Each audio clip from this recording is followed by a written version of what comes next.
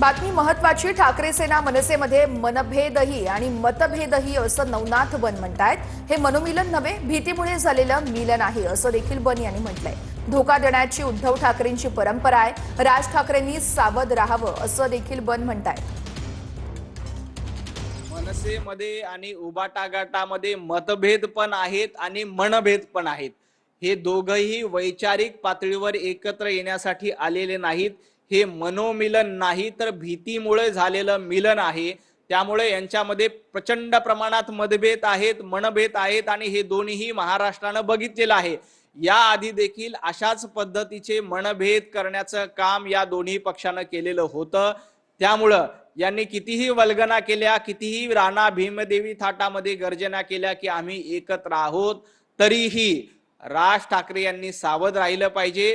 कारण यांची परंपरा धोका देण्याची आहे.